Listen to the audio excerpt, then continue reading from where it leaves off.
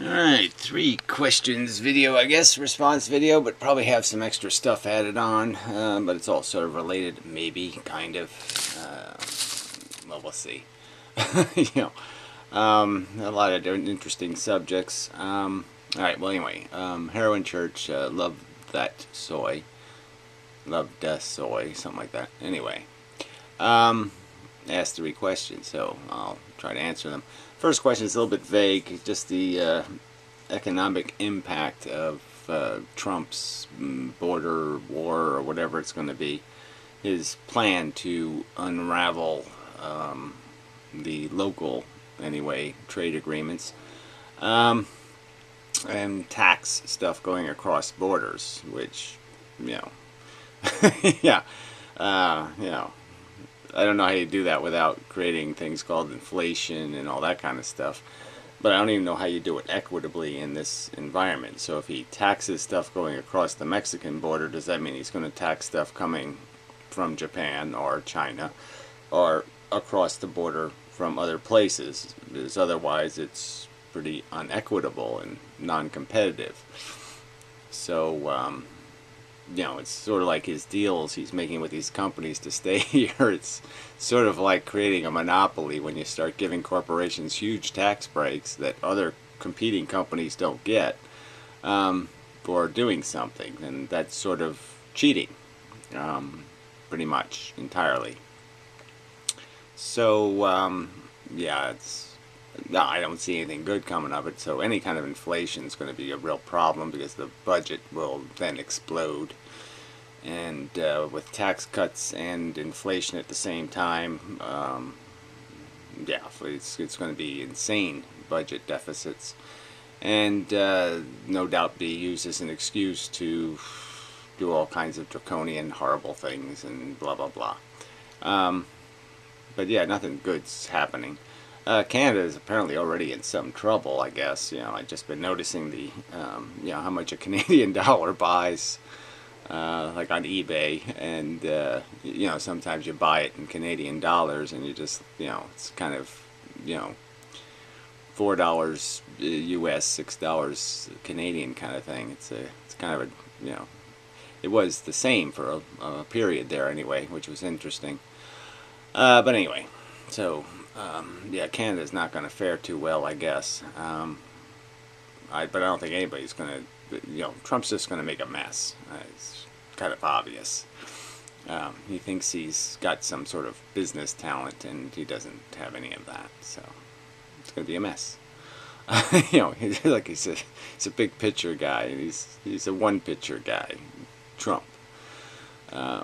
So, yeah, I don't know what to say on it. But the idea that you can go backward in time, I mean, that's sort of what this is. It's just this idiotic notion that, that somehow you can pretend that if you create some more, I'm sure whatever businesses stay here will be staying here under the provision that they're not obligated to pay decent wages, and that, they'll probably make very automated plants that reduce the number of employees and all that kind of crap. So, it's not going to, you're not going to, it's a world problem. You got to fix it in the world. You don't fix it in the world, you're going to have a big problem trying to do it in isolation. So isolationism, or whatever you want to call it, ain't going to work. Anyway, so then he asked a kind of a bizarre question, but what's the fair price to pay for a hooker or sexual toy aid? Whatever. It really kind of depends on what you're, frankly, you get what you pay for, sort of a thing, right? So, I mean, if you want somebody who's concerned with your health and your welfare and all that kind of stuff, and is careful about that kind of stuff, then yeah, maybe you have to pay some more. So, but, what do I think is fair? I mean, frankly, really just kind of depends, I guess. I would think it would always be unfair to pay less than, say, whatever, a couple $100. I mean, let's say you're consuming 3 or 4 hours of somebody's time and travel expenses and whatnot. I mean, you pay any kind of professional those kind of rates, so yeah, that would be a minimum. But what the hell do I know? Yeah, it's not ideally it's not somebody, you don't want to be buying the volume discount. Volume discount is not a good idea. So, yeah, so it depends on what you're buying and how exclusive it is and all that kind of stuff. So,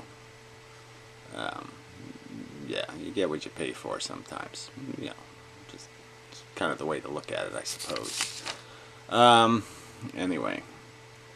So then his third question was something about, if you could create the Utopia, in terms of even a virtual, mechanical kind of Utopia, the Utopia hat, and you put it on and it just, you just put your brain in some sort of bliss state, and there's somehow no cycle of violence required, in the sense that you don't have to go hungry to be hungry, something like that. And it's just a constant state of proper feeding of your appetite, in a bottomless well kind of manner. Yeah, I'd say fine. 10 years ago I might have been more interested in the possibility of finding some way to save my existence, and to say, yes, I would want to exist. But yeah, now I'm more humbled by a few more years of perspective, and it's the kind of fire you just don't play with, in my opinion. So I just to make sure the fire's out, I would sacrifice any of these extra ambitions and vote for the fail-safe. It's no point in opening dangerous boxes. As stated, I'm not upset that the Martians aren't living in virtual reality and having fun. It's just an honest statement. I'm just not upset. And the fact that I'm not upset means that I can't rationally come up with a reason to think it matters when it's not me. And that is an indication that that's all any affection for the creation or contriving some way to make it work is really just out of selfishness and out of a ego kind of nonsense, and it has nothing to do with anything real. And so I guess, again, I would argue that I think the correct perspective is to be wary of one's personal interests and say, well, if I was doing this for them, okay, if I was doing this for the Islamics, or I was doing it find a group of humans that you really don't like too much, and then you'll start to realize, why am I bothering trying to make them happy? Why am I bothered with any of that crap? I'd rather they just didn't happen. If I could erase their existence from history, I'd probably do that. If you give me an eraser, I could just make it go away.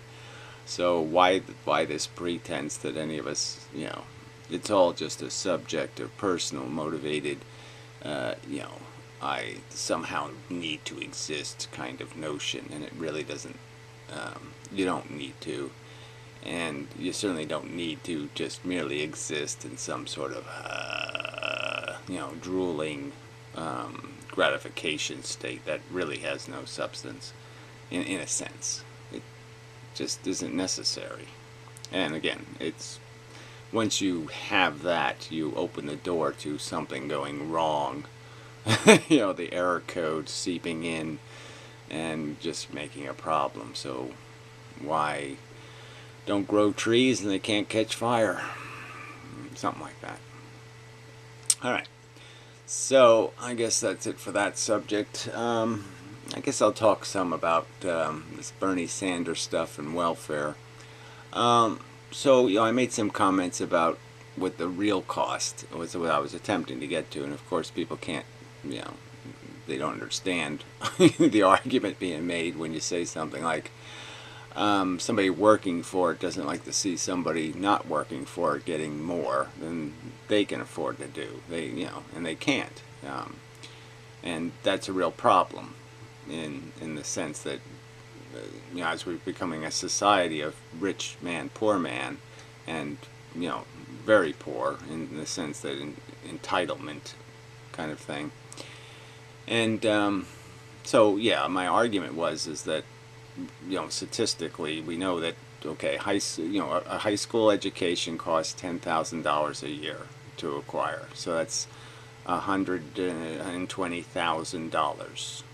Okay, right off the top, $120,000 has to be spent for each kid, and that's not including the special ed and all the corrections crap and all the other crap that goes with people who are generally speaking in poverty. They really don't. I mean, I'm as a fact, the deprivation becomes habitual, and you can see it in their children. And so it is a cycle, and it's really not it's a very negative cycle. And it's a fact, and it's really expensive. And then healthcare, I didn't realize, I knew the number was going to be high, but it's reached $10,000 per year of your life, technically. I mean, obviously most of that money is being spent later in life, but just, if you live to be 100 years old, you really are $1 million person in a sense. It's $1 million for your existence in healthcare costs. $1 million. I mean, and we live in a society where, like I said, our ability to be $1 million productive, to do $1 million worth of constructive work in the world, is so limited. It's kind of hard to defend the circumstance. And these, but these are the benefits they don't count, right? It's all the social structural benefits, the things that, paying the cops to do the domestic violence thing, and all the other services that end up being part of this bullshit. I mean, the cost of even shoplifters, when it comes to even prosecuting them. So you not only have the expense of what they cost all the consumers, what they cost in terms of the price of doing business, then you have these added expenses that just even to prosecute them is costs so much more than anything you gain from it in terms of you get some deterrence value, but it's like writing traffic tickets. It's not really big money. I mean, it's certainly not profitable for the taxpayers. They're paying an awful lot to penalize somebody for speeding. So yeah, and so I think it's just relevant to the morbid atheist says, now, whether the poor should make their situation worse by breeding, they shouldn't. Well, see, he doesn't think this is the subject, and I think it is. And whether they should subsidize, and whether we should subsidize their reproduction, which we shouldn't, is a separate subject. See, to me, it's not a separate subject. It's fundamental to the subject because, sort of a news flash, it's really hard to get benefits if you're a single male without dependents. System doesn't like you much, and that's why a lot of the homeless are single males, because they don't really, the system just couldn't care less. And so we know that it is babies that are being used as the extortion for the entitlement. And I'm just saying, look, I'm not for cutting. I'm just for rational policy that where people acknowledge their condition. And I just think that there is a real problem that has been created where there are people who think they're entitled, and that's just not right. They're not humble at all. There's poor people who have no humility at all. They don't even think about the burden.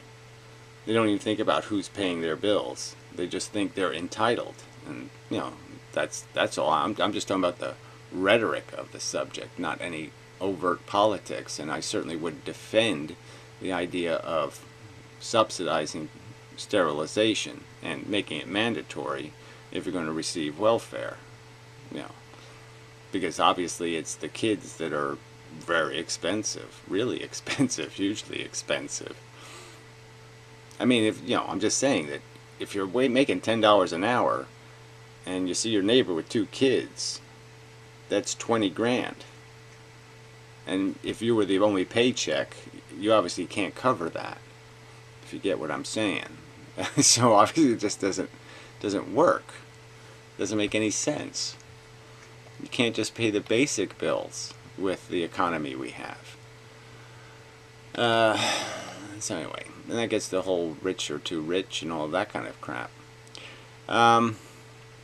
So anyway, so then Indifferent Sky did some more defending of Bernie, and she pointed to his website, and his website doesn't give you any encouragement. And like I said, his words were kind of overt, and if you watch the Democratic primary, he was being more liberal than Hillary in terms of aggressively defending immigration and the rights of illegal immigrants, and thought Obama deported too many people. So I'm just, and this subject, I don't know what, I don't even know how to even convey my lack of ability to understand why people think it's a great idea to create all this cultural diversity, which means a bunch of language difficulties and everything else, and ways of life, and just leads to a bunch of segregation. Why this is at all healthy or good for America. So I just don't see anything explaining that. That was another thing. I think the Morbid Atheist brought up something about the percentage of people. And again, you can't use percentage arguments. Like, well, most people on welfare are white, but obviously there's still more white people just because of the the lagging demographics. Most of the babies born aren't white anymore, so the future won't be more white. Okay, so that statistic is doomed to cease to exist as a statistic. But by percentages, it's 16%. So and the kind of bad news is that the South American immigrants haven't done too well. I mean, they do work hard, but 36% is a pretty high number for new arrivals. And certainly you can look at the black numbers, which are worse, but again, that what should the expectation be when most of them are raised in like the worst places in America? So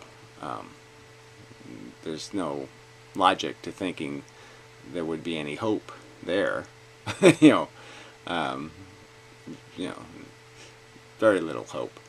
But the point is that you would expect that immigrants would do better than the outcomes of the worst places in America. If we take the worst places in America and we have an outcome, we would hope the immigrants would be doing better than that, not almost as bad. So that's my only point, is that obviously immigration isn't it isn't the best and the brightest.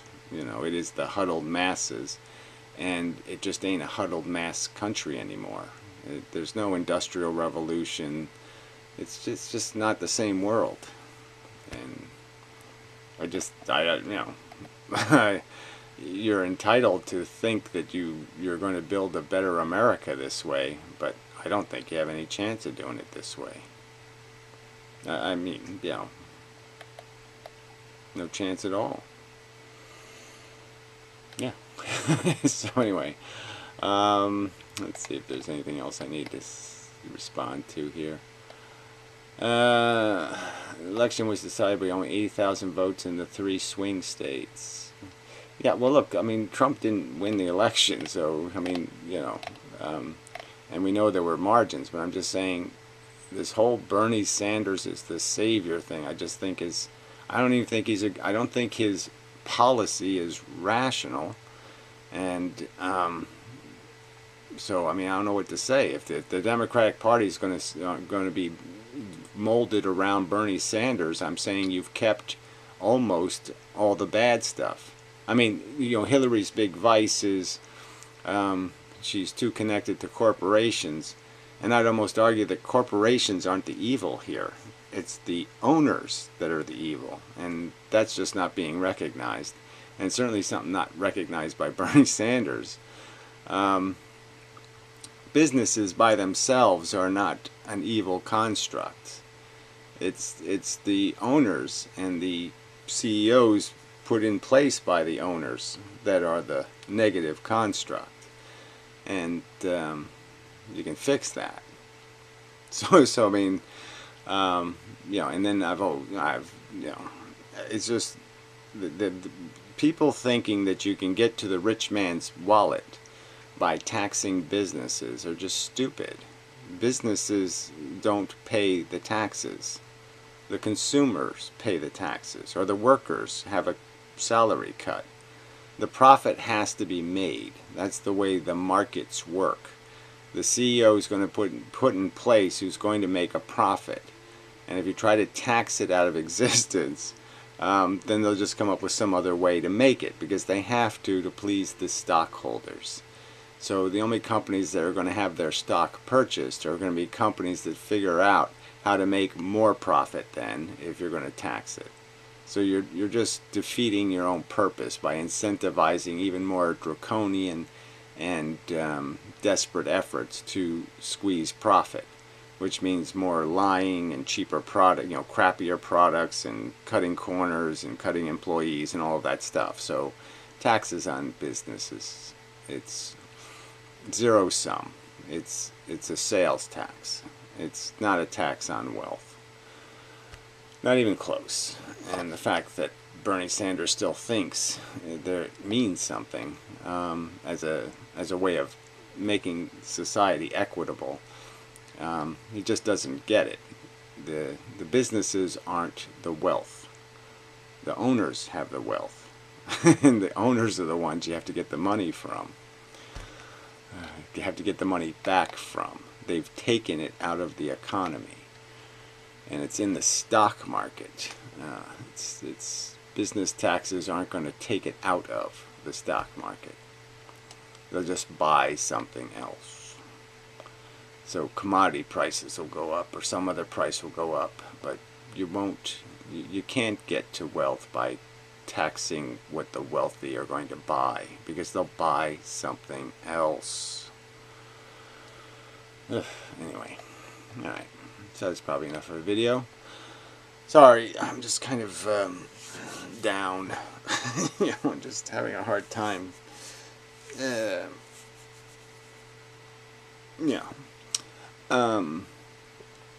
Because so too many things on my mind. Just too many videos I want to make. Too much.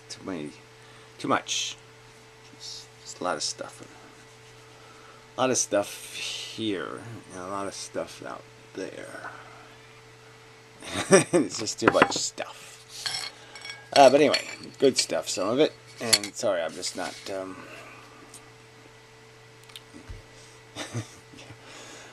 Just not. Don't have much enthusiasm.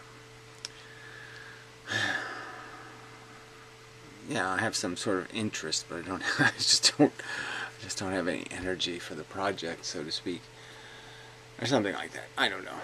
But anyway, I think that's all I need to. I mean, it needs to be done more elaborately, the whole discussion of the economic fixes. But I don't want to be. I don't mean to imply that I'm anti-poor people.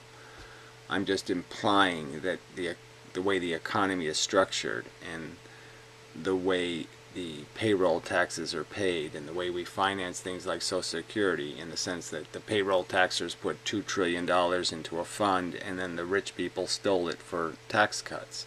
That kind of crap. Until you fix those things, this ain't gonna work. Yeah. Because you're just having poor people, you're taxing poor people to pay for poor people. It just doesn't make any sense. It's like Obamacare. You make the poor people pay for it. It just doesn't make any sense.